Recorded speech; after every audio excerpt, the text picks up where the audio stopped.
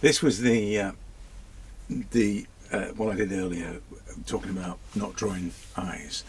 Um, I'm not drawing noses, ears, or chins or mouths either, and so it's whatever I need to describe marks, shapes, tone, whatever.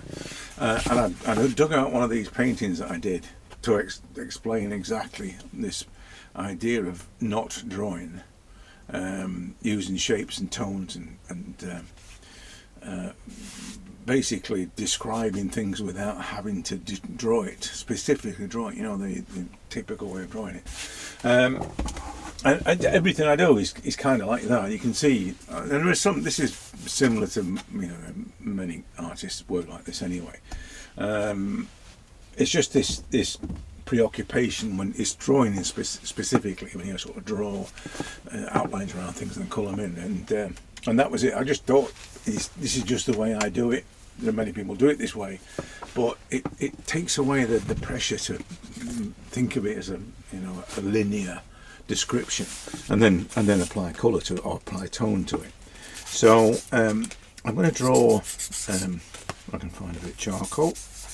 I'm going to draw this lady in a hat. So hats at the thing at the moment. Let me make sure. Now, I've said this before about the. Let me just make sure this is the right height. When I did it this morning, I don't know if you saw that this morning. The first attempt at the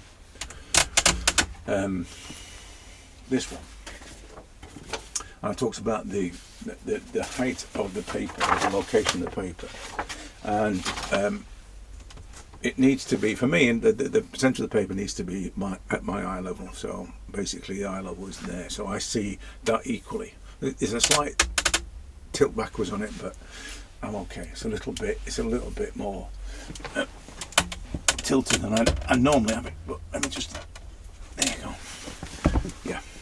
I've also fixed my stool, so it's not creaking as much. A little bit of a creak there, but anyway. So yeah. I was going to talk about talent. Somebody just said now about my. I don't have a structure, but it's just all about talent, basically. And it's one of those things, it's kind of not understanding the way this works. People do default, it's talent, it's a God-given, and it's all that sort of stuff. And it's not talent, and it's not God-given. It's certainly not God-given. It's basically what's between your ears that makes this happen. Not necessarily the knowledge thing. I don't really sort of mean that. But let me get this something like what I want it to be. I want to do the sort of the jacket down to her bust there, and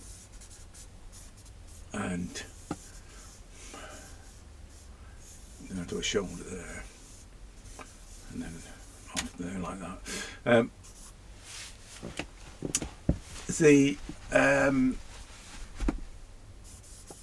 The idea that it's some kind of force. It's always been a bit of for me, it's always been a bit of an insult. Somebody says you're talented, 9 times out of 10, it's got, and the majority of people, it's going to be just hard work, repetitive hard work.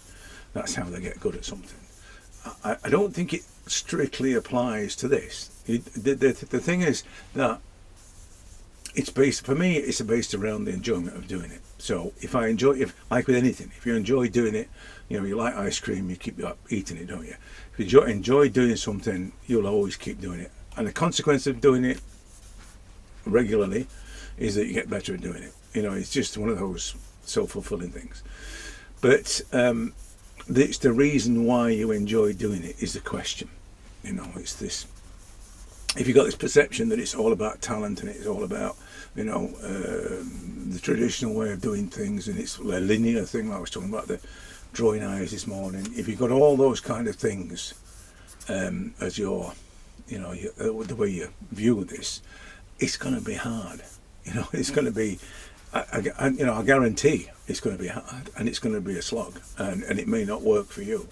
And you'll be happy with small victories, that kind. Oh, I've done this a bowl of flowers, and it's pants, you know what I mean? And but you're really chuffed because it's like at least you've made some progress. I've done this bunny, at least I've made some progress. So you become, you're happy with small wins, and the only way you know it's a win is because you compare it to whatever somebody else is doing, So it's it starts really with how you look at this. If you're the kind of person that hasn't got a real understanding of this. I've just been watching the Portrait Artist of the Year thing, and wife said, we were talking about it, and I just said it's a shame they just don't understand what it's about. I mean, there wouldn't be a program if they understood what it was about, because it's not. It's the idea of artists competing for me is a complete anathema. It's sort of the wrong thing. But those artists that compete, somebody said to me the other day, and I was complaining about, they were running a similar sort of thing, and they said, well, they all know it's a competition. Of course they do. Of course they do. But that's not the point I'm trying to make. We all know it's a competition. But like I said to them, competitions are for athletes, not for artists. But anyway, so, bit of a rant, but there you go. But the whole idea of doing this and why you do it, and what is it that that your reason in terms of outcome, if there is an outcome. I mean, I kind of don't have outcomes, and I discourage people from having outcomes. It is what it is, it's your creative response to something, and it will manifest in however it manifests. That's it. It's just you just have to let it happen. The problem is that we don't understand, and if you think that it's a talent thing, and if you think it's a repetitive practice 1,000 times and drawing the nose and all that kind of thing, or it's anatomy, or what other knowledge you think is rooted, if you think it's all those things, then you'll never understand why you should do it any other way. It'll always be those things. And everybody, people that criticise me, they're wedded to the tradition of painting and drawing, when really it is what it is, and it'll become what it'll become. And the idea that you would force it to become something it isn't, i.e. you've got to develop these skills, these traditional skills. The idea of you've got to do it that way, for me, that's just everything that's wrong. You don't want to force whatever it is. It's a bit like forcing your kids to be doctors, that kind of thing. When they don't want, they want to be musicians or ballet dancers, and it's a bit like that. And you don't want that for your kids. You don't want them to be pressurised into becoming something they don't want to be. You want them to find their own joy and find their own, their own destiny. Well, that creativity is a bit like that. So creativity is your child, if you like, that's been locked away. In my case, it was locked away for 30 years in a cupboard, right, screaming and shouting, and let me out. And I completely ignored it, because when I didn't let it out of the cupboard, I made it behave in a certain way. I made it behave like everybody else thinks it should behave. And again, that's a bad thing with your kids. You don't want your kids to feel as though they're being pressurised to behave like other people's kids, just because other people's kids meet a criteria. They're well behaved and they sit quietly in the corner and all that. If your kids running around screaming and shouting, but having a great time and always happy, nothing wrong with that. But as I said, creativity is a bit like that. It's not a talent. If anything, if people might perceive it as a talent, it would be the fact that you are allowing your creativity to manifest purely. It's a pure intention. That would seem like magic, because that's the bit that people don't understand. That's the bit that is, whether it's the people on these shows, the game shows, or whether it's academia, they don't understand this thing of just letting it fly, letting getting the kite out and let it just fly in the sky and let it be whatever it'll be. I would imagine most artists understand that and relate to that because that's what they do. But unfortunately, most artists have to try and earn a living doing it, and consequently, they keep their kite on a short string, you know what I mean, and don't let it dance in the sky. So, but that's what you've got to do. If you're seriously about doing this, that's what you've got to do. You can't, because otherwise you're just going to be like somebody else, and it'll be exactly the same as somebody else's work. Their response will be exactly the same as other people's, and you don't want that, do you? Who wants it to be exactly the same as someone else? I mean, I know people who don't understand will look at, say, a great artist and I want to draw or paint like them. But that, again, it's not, I would discourage that all the time. I always say to people, if I teach people to draw, and I can teach people to draw within 3 months. I could teach you to paint portraits within 3 months, but I wouldn't teach you to paint like me. It wouldn't be about learning to paint like me or draw like me. It wouldn't be those things. It would be about you. It would always be about you. And that, again, is the hard thing. People have a perception of what it will be and a perception of how it will turn out, and it's usually based on someone else's work. In the case of a tutor, it would always be to do it like them. I mean, how many of those courses have you seen when it's always about doing it like the tutor? There's loads of them. You want to paint like this? No. Well, all right. And that's the problem. But it just perpetuates the whole, because the artists that teach like that are perpetuating there's a given way of doing it, and it's my way, funnily enough. And so I'm going to teach you to do it like me. And look how many there are. As I say, they all look the same, don't they? The work looks the same. I'm not saying it's not good, because it is. It's wonderful, but it's still all the same. So why do you want to do it like somebody else? Why is what they do? I think it's probably because a lot of people don't know. It's like I'm saying about the talent thing. A lot of people would default to describing what I do as talent. But it's not. It's not. It's really having the right mindset is what it is. And lots of it, I'm talking about it now, really, is the attitude and the practical things, which are dead easy to do. And I think the practical, and again, this is the confidence. Somebody said about confidence the other week, and I did a video about it. And the confidence thing comes from a don't give a damn thing. That's what it is. Because as long as I'm letting this thing out to play, it will play however it wants to play. So, and if it's not in line with somebody else's perception of how it should be playing, if your child is not playing like other kids play, so what? So what? That's it. It's because it's unique to you, and that's by letting your creativity be whatever it wants to be. Admittedly, you're in charge of it, but you're only loosely in charge. It's a bit like me holding the charcoal. It's only loosely in charge. Because if I'm in full charge of it, I'm going to control it too much. It's going to be far too confined to my perception of what it should be, which is the typical thing is, I've got an outcome in mind of how this is going to work. I like so and so's drawing, so I'm going to draw like them.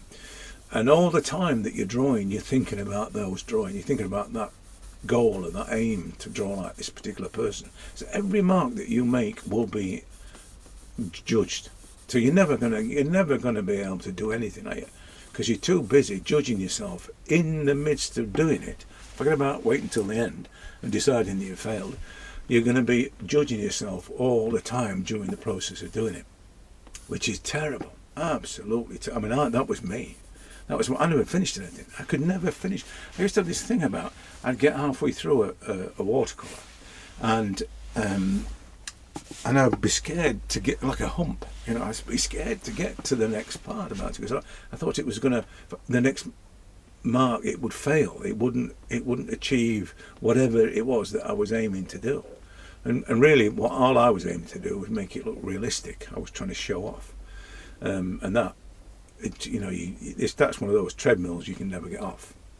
The realism thing, the hyper realism, the detail thing. You can never get off that one, because once you get to a particular level, you're always then looking at the person who's on the next level. It's a bit like computer games. You're always looking at the next level, and not really understanding why you're doing what you're doing, when really it's nothing to do with levels, and it's not even anything to do with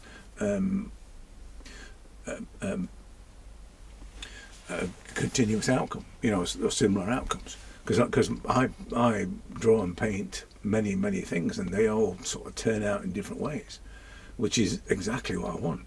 I don't want it to be. I can't. This is the thing about when I did which is this one. When I did this one, right, I found lots of images that look like that. You can see them. Sorry about that light. Right, and there's loads of them. I could be drawing women that look like that in that sort of somber pose all day long. I can't, because I'd be bored. So I've got to find, like, this is a fantastic, dramatic, swashbuckling image, and it's a complete change. It's like a sorbet between your meal and your main course, or whatever, vice versa, and your pudding. So, but it's the allowing your creativity to respond in different ways. That's the as it, however it manifests, and stimulating your creativity with the subjects that you choose. So it's not going stale, and it just ignites something within you. That's the thing. This is where the inspiration comes from. The inspiration comes from the subjects that you choose, nothing to do with other artists and their capabilities.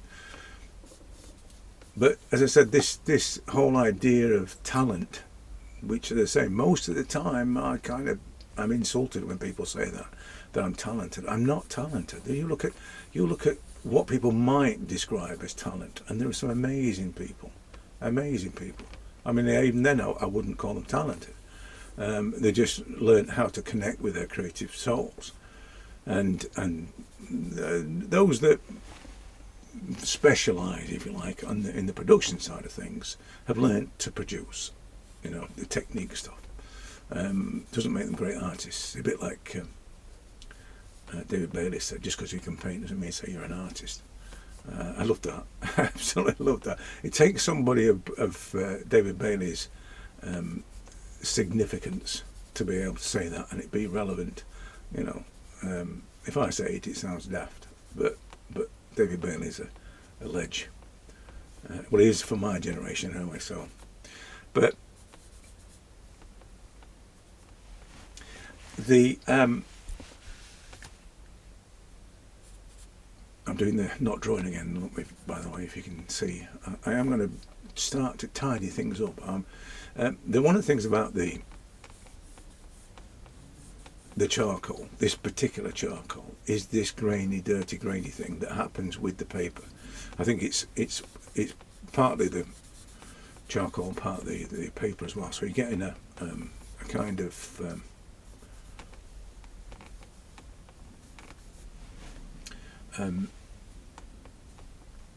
granular effect with it, and it's a little bit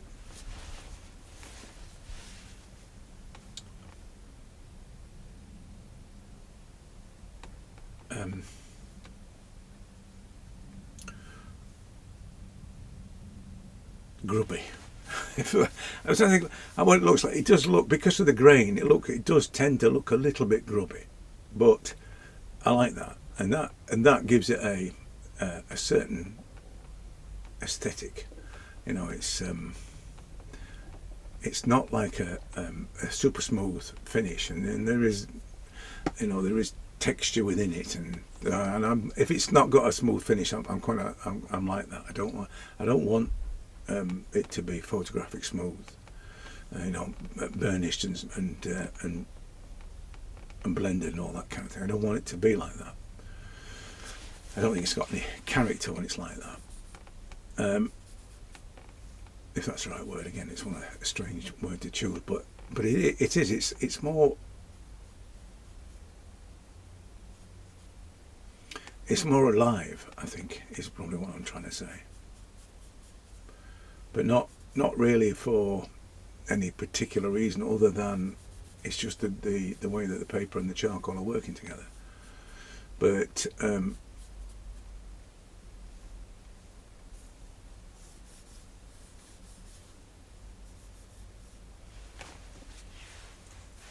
I tell you what, it's got a touch of the if you look at a fetching, it's got that grubbiness about the fetching.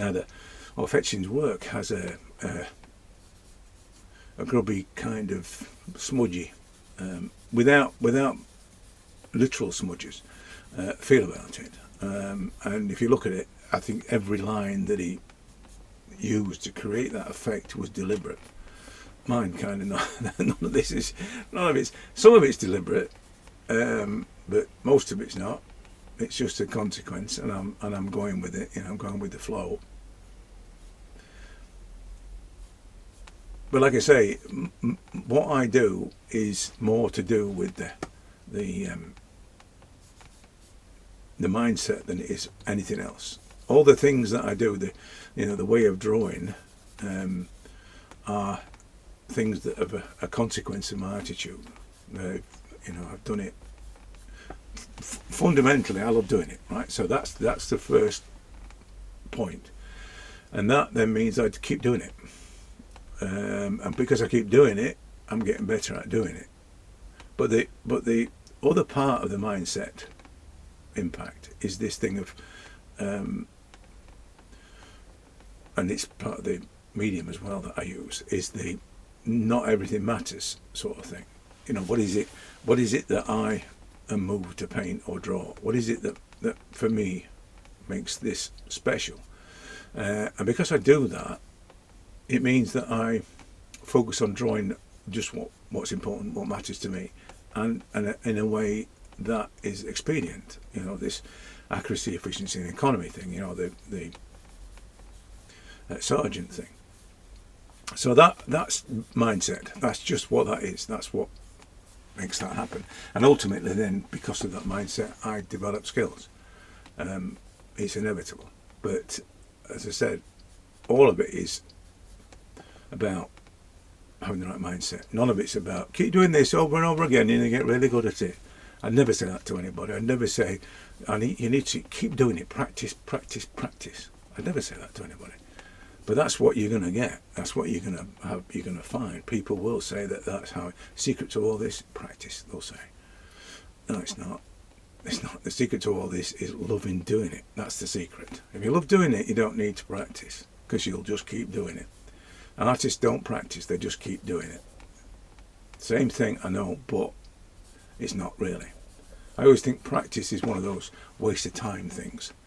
I'm thinking I'm got a sketchbook, drawing noses, whatever, and instead of doing that, I could actually be drawing something. So I have the same issues with things like grisaille.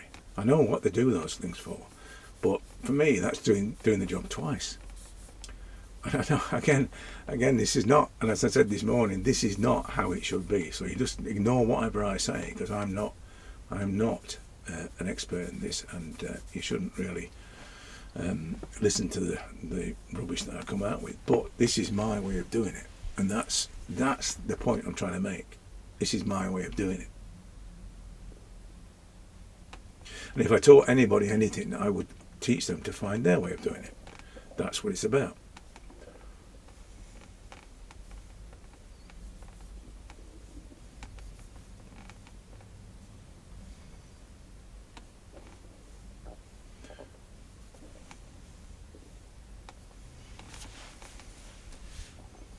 I just got to get the shape of the head going a little bit, and she's a bit more striking, if you know what I mean, than I've got it. I'll fix it, but it's just creating like more striking pose, a bit more pout on the lips, and yeah.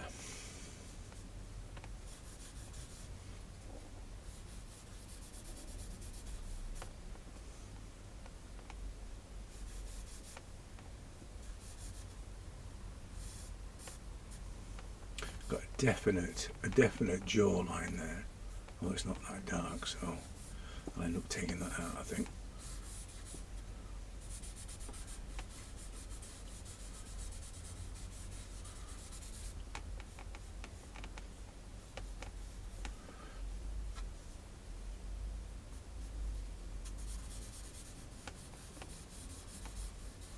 But not far off that. Not far off that.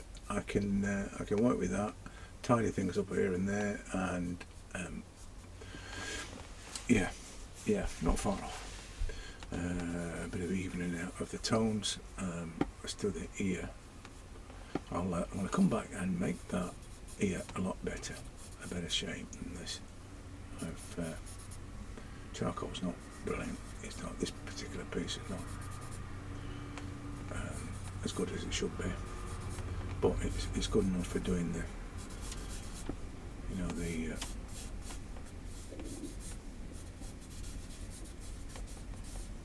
thick curls, the thick yeah, doing this sort of thing. I'll come back and sort out the refinements, the face and the ears. But yeah.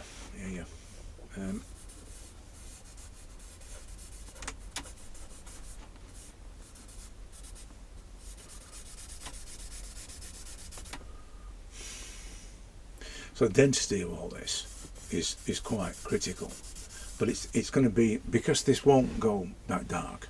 This is about as dark as it's going to go. So, and I can create a bit more depth or a bit more density by alternate marks. So you're going to get, you know what I mean, see that. But from that, I've got that. This is my my limit, if you like, the limit of the charcoal. So from that, I've got to then work back from that. I can't, if it won't make anything darker than that, everything else has to fall in line with that. You know, it's sort of pro-rata. It's the relationships with the tones, basically. So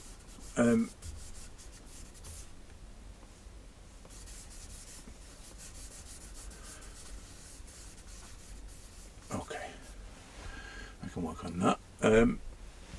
Yeah, so as I said, the face is, without the refinement, is roughly where it needs to be. I've got an issue with some of the position of things, and a slight need for things to be just a little bit sharper. But it's more or less there. Not going to try and draw too much with that. It's not going to be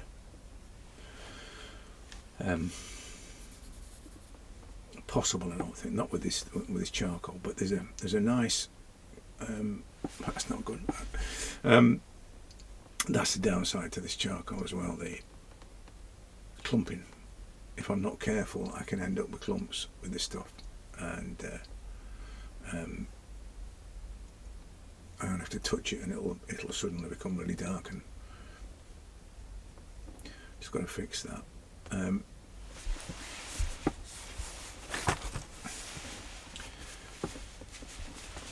me see if I've got a better piece that's a little bit sharper.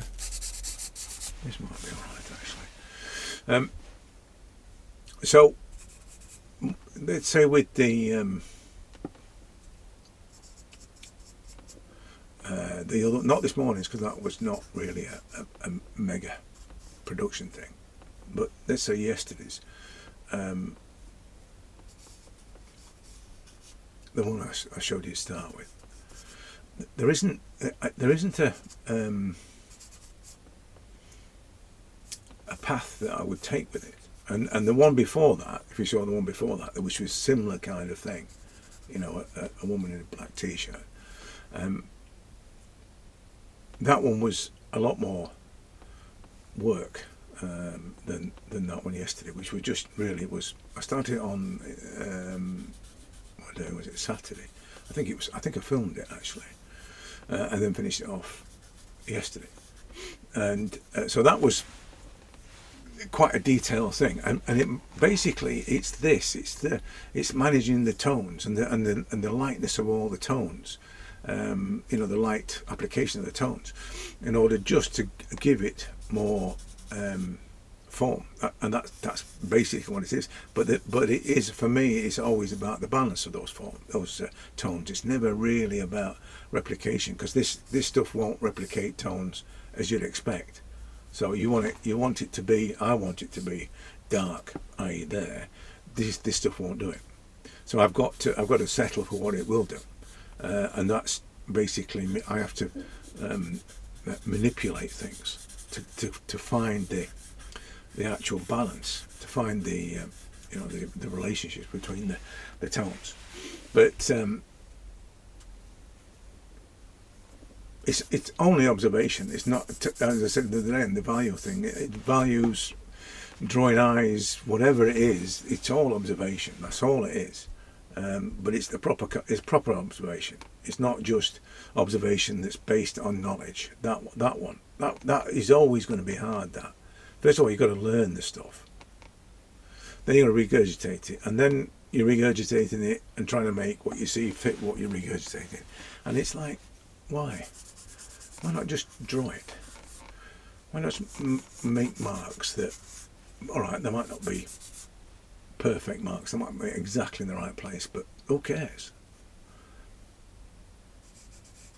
And that's probably another one of those mindset things. You know, you've got to be careful what you care about, really. Isn't that true in life? But that's the thing. It's not everything that you do with this. Not everything you do with this is important. You know, which is this hierarchy of importance when you capture the face. You know, is it the eyes? Is it the hair? What is it that makes it special? And that's what you want to concentrate on. Not on the every detail on every button on a tunic, you know, because those things don't matter, do they? Great artists know that. You'll see, you know, the brevity of mark making in some great portrait artists. Contemporary as well. You know, there are some that can actually really do it. But there are some that just think it's about being able to copy every minute detail, and that to me is not what it's about. It is to them, obviously, but to me it's not. So, as you can see, this is going the right way. I'm going to play with the intricacies of the tones. You know how it's kind of developing, and it's got very subtle tones. One of the things about that, the one I did yesterday, was that I went through a stage. When I did the one before it was done with charcoal pencils. So you have a kind of a density issue. You know, you're already committed to sharp densities, you know, with a charcoal pencil. With this, it's so subtle that, and it's good because of that. I like it because of that. It's delicate, and when it's a subject like this, you kind of want it to be like that. Don't you? You want it to be delicate and subtle. But that you can underestimate. You see, the thing about charcoal is because of this, you can see that. And I did it on that girl with the afro hair the other day, which you saw. That was Sunday's lesson, I think. Because there is this hidden undulation, hidden density within the darks. and the subtlety within those. It's the same with the grey, the lighter tones. I can't say mid tones because everything is there. We've got mid tones, dark tones, and lights and everything going on in that. So it's the same, but it's all these delicate things. This is when, going back to the quality of your charcoal, really is important. So you want charcoal that will make marks just simply by letting it drift across the surface, and you'll not see. Half the time you won't even see the charcoal that's being applied, and it's a very fine. It's like glazing in a way with charcoal, and that's kind of what you want with certainly with something like this, because I don't want to get into blending and using stumps and all the rest of it. Whatever those things are called, those they're not called stumps, are they? Whatever they call those things, those blending things, bits of paper. I don't want to get into doing that. I want to use marks. I want to use the actual charcoal to create these subtle changes and variations in tones.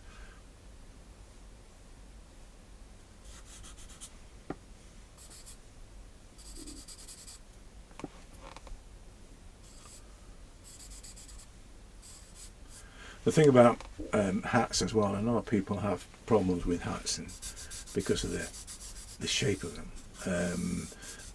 I probably did it too quickly when I was doing this, and that's the the result of doing it thousands of times. But it's like with anything that's circular or a form in relation to something else.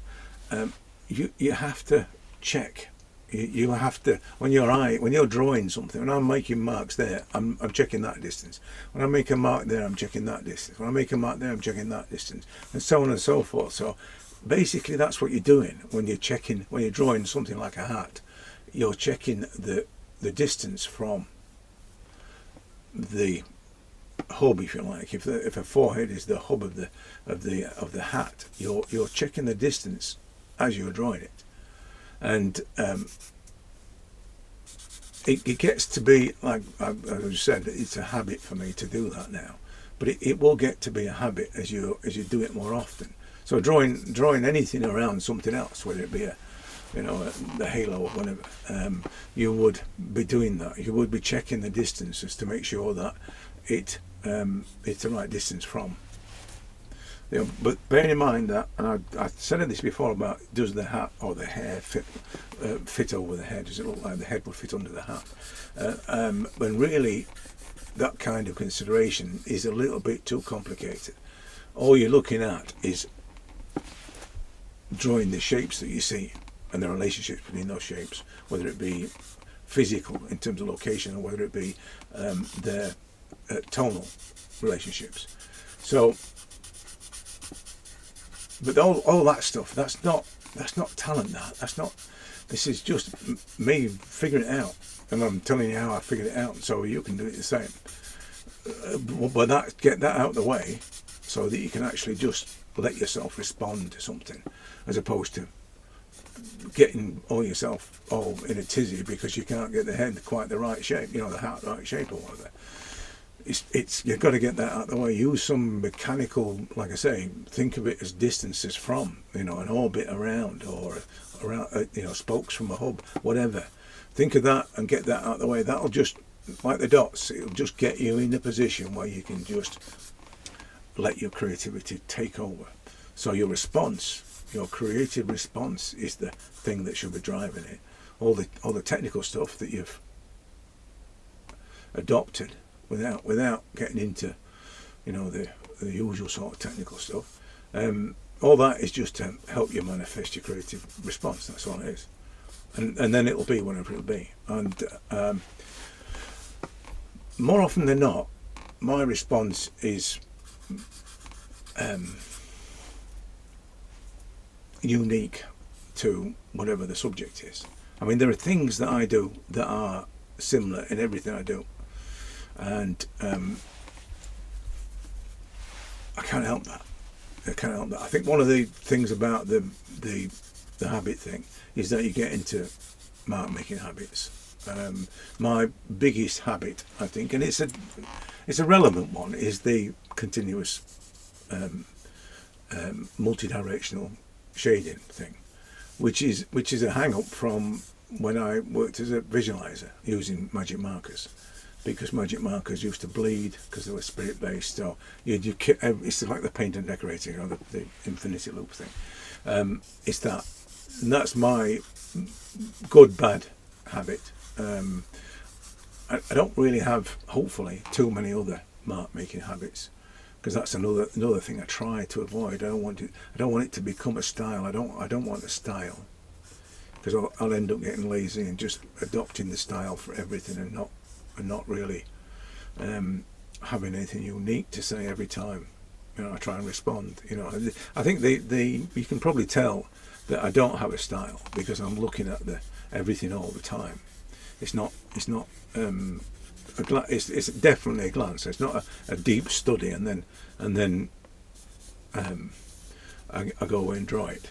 I don't really think that would work for me. I have to be glancing at the subject all the time. It's the only way I can get things in the right place. I can't get them in the right place if I don't keep glancing. I don't have the sustained attention.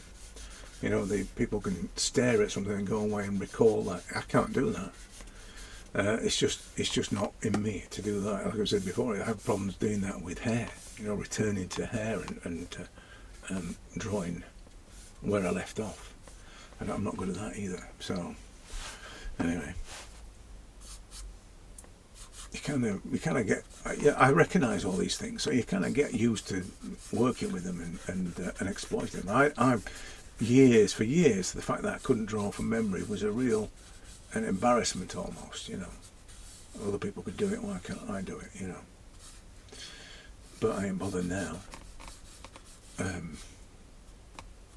It's just the way it is for me. That's cool. That's again one of those things you've got to recognise your own reasoning and your own creativity and how it manifests. You've got to recognise it, but you've got to let it be. Don't try and make it like somebody else's. So I was going to talk about hats, but it seems I'm ranting a little bit because of what the lady said about I'm talented but I have no structure.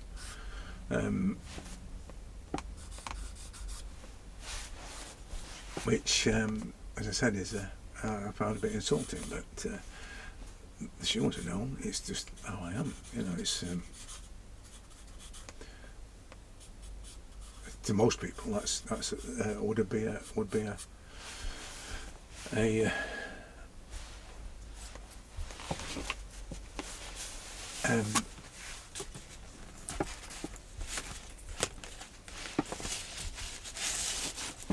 what's the name? I can't think of the word now. It's gone. It would be a compliment.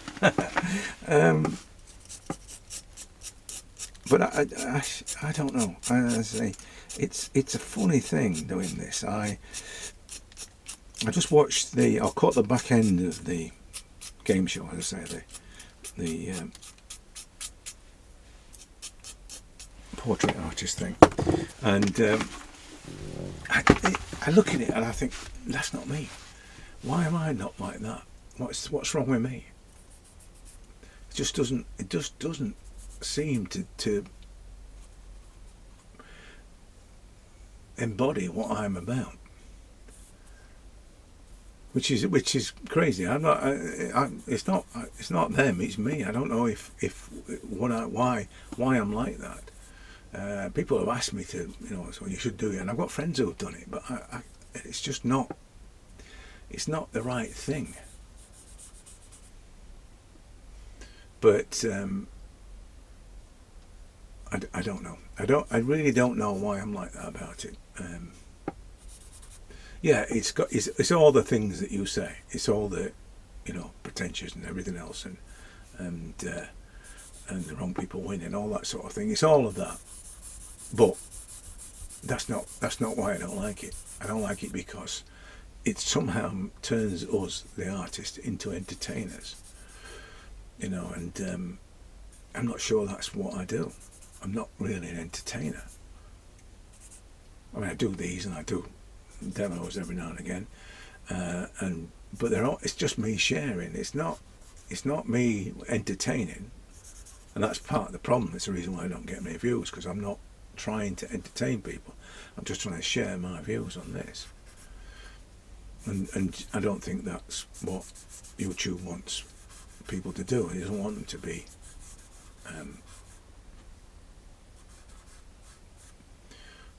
that kind of serious about it. I mean, I'm not. It's not a serious thing. It's just that I think the big thing for me, and I did it in I talked about it in the podcast last week. It was, firstly, I want people to experience the joy of doing this, but and then secondly, I just want to share what it is that I've gone through and how I've come to this place, rightly or wrongly. Whether or not the outcomes are the best things in sliced bread is kind of irrelevant, but I just want people to enjoy doing it. And as I said, the technical side of things, the actual being able to get the eyes in the right place, those things are dead easy, and I could teach you those in 3 months, not a problem. But it's much more than getting the eyes in the right place. That's the thing. That's what it's about. And that, I suppose the show is like that. It does. They do talk about things like that, but it's just, my big problem is that they're all great artists on there. Every one of them are great artists, and that, it doesn't sit well with me that some are being considered to be better than others. It's not something that, as an artist, I don't want to think of being better than someone else, or for them to be better than me. I don't want to think about that. It's just not it's not good. But it goes back to the your perception of what this is about. You might think that it has to meet a criteria, and that criteria might be a judge criteria of some kind. It's detailed, it's technically proficient, or whatever it is that you use as a yardstick. All those criteria might be locked within your conditioning, so from the get-go you're on a sticky wicket straight away. You're not gonna. You've got to battle against all of that before you can find your own soul.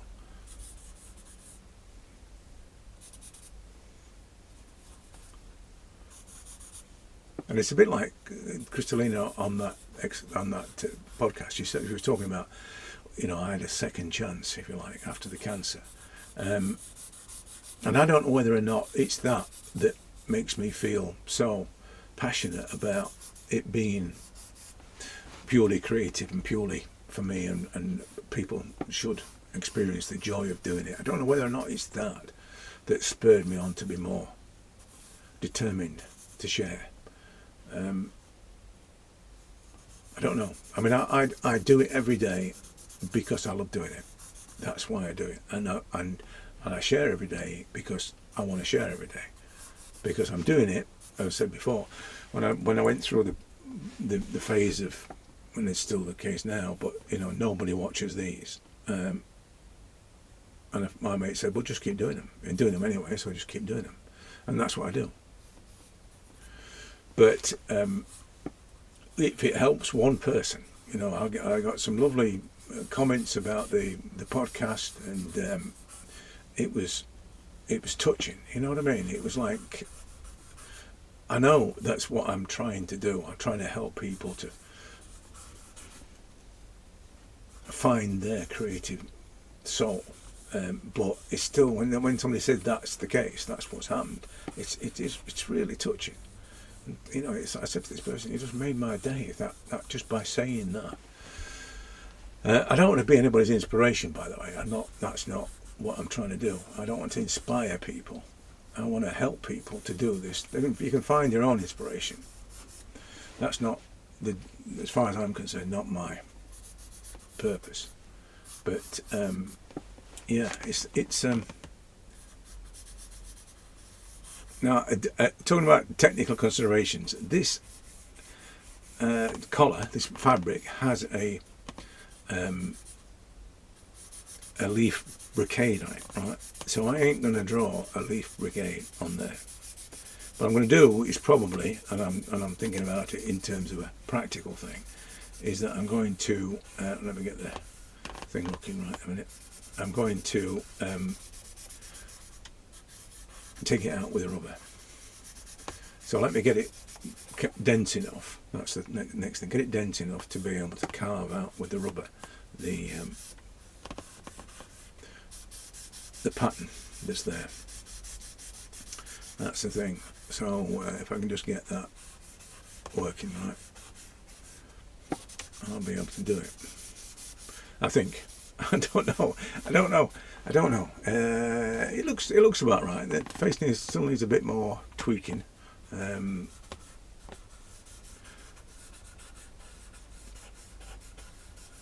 There's like the bustier thing there is there, and then the frills around the side there, and then it comes up right there.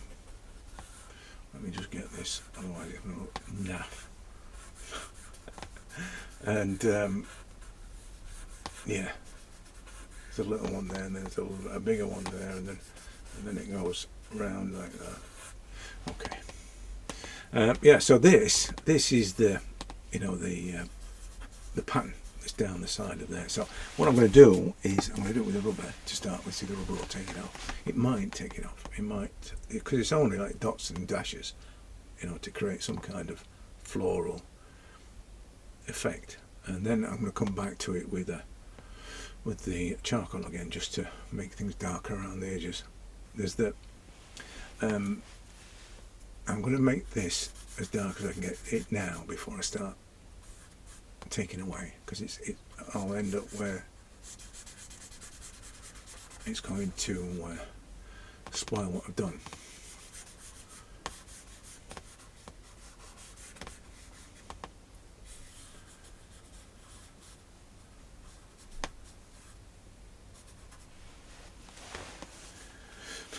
Yeah, I think it'll do it. And it's one of those things you've got to experiment with this kind of stuff. I mean, I just wouldn't be up for drawing it, doing the intricate things. I just want to make it look something like it's what's the name? It's imply and suggest. That's all it is. It's just to get that pattern. I don't need it to be exactly what it is. I'm just going to get the impression of what it is.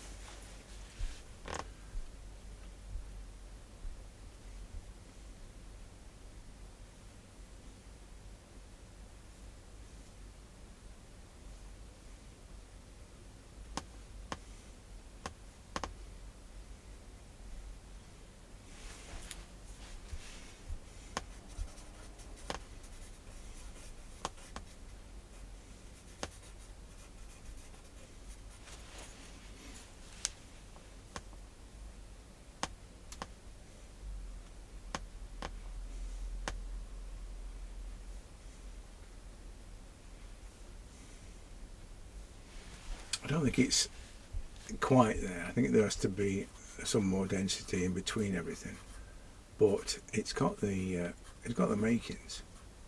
It's one of those things where you can go on and on and on, and because it's not a highly detailed thing, so it's not critical. It's exactly right. I'm going to make that darker down there because there is a kind of shoulder floral thing going off there. But I'll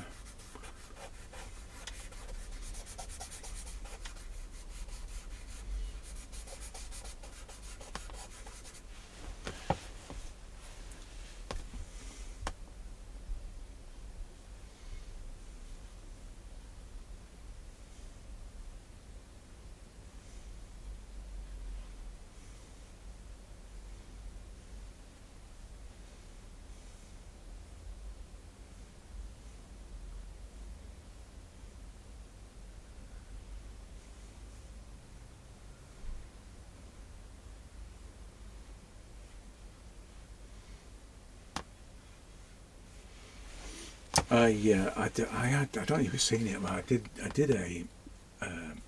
It was a woman in a brocade like soldier outfit on the collar. The brocade was on the collar of it, and which is not unlike this. It's probably a little bit more detailed than this, and I remember at the time thinking that it was just, I need to make an impression, not I don't need to draw it perfectly, just make the impression of what it looks like, and that it worked really well. And I look back at it now, and it looks like this is working now. It looks like it's supposed to, it is a brocade collar, but I think if you don't try too hard with that kind of thing, then in terms of it's got to be perfect. I think you're more likely to succeed with it.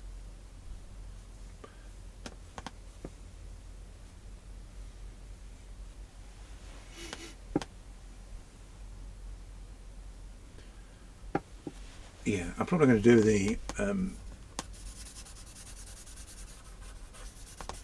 this shoulder, but not that one. There's not much. You can just see it down there. There's a bit of something grey there, and then there's something dark there.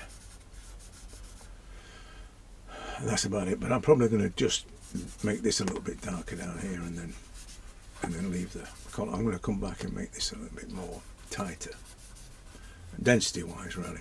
Not really accurate drawing and stuff. I just want to get the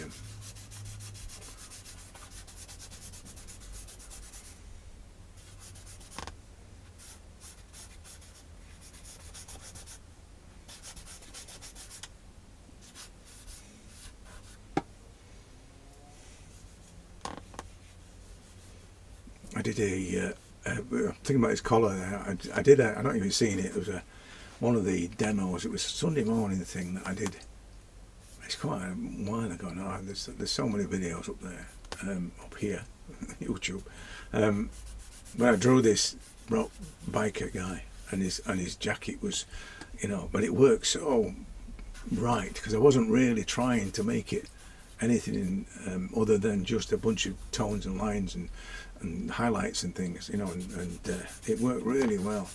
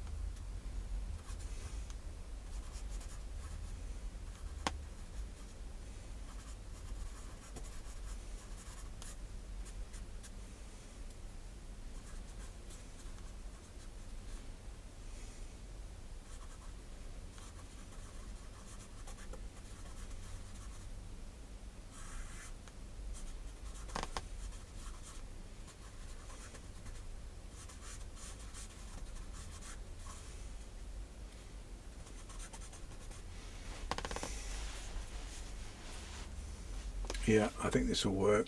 It's just a case of a bit of gentle teasing, a little bit too much there. The shoulder's probably more. It's about right, I think, there, but it just seems a little bit long. That's all. This bit here, but it might be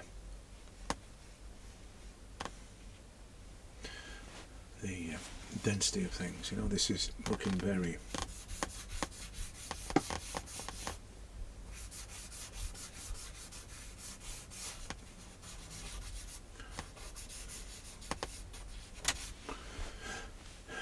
Yeah,